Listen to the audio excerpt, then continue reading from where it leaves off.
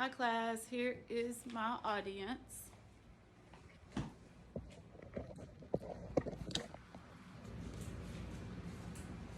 If you were a female athlete, would you want to compete against a trans woman or a biological male in sports?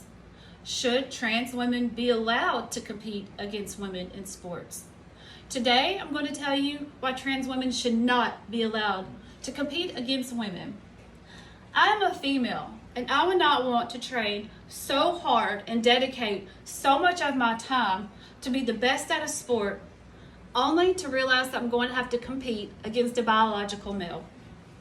We need to compromise. We can come together to invent solutions for this issue, to make it equal and fair for all. The problem with trans women competing against women in sports are men are biologically designed to be physically stronger than women, making the competition for women almost impossible to beat. As stated by Bianca Stanescu in an article written by USA Today, she says recently athletes and coaches have been seeing the athletes on the winner's podium in women's sports being replaced by trans women. What if your daughter, your niece, or your sister has been training their whole life, spending so much time and money to be the best at a sport, only to find out that they'll have to compete against a biological male? Yes, there are some that believe that trans women should be allowed to compete against women. Lindsay Hecox, a trans athlete, has recently challenged a ban on trans women against women in an Idaho federal court. I, on the other hand, disagree. Men have an unfair physical advantage athletically over women. Now let's discuss some possible solutions to this issue. There are solutions to this complex issue. In an article written by USA Today, a group of high-profile athletes and sports advocates suggested having separate heats, additional events, or different divisions for trans athletes.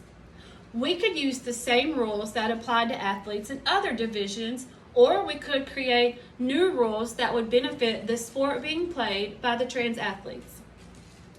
If we implement these solutions, everyone will have a fair shot at winning scholarships, Olympic medals, or cash awards.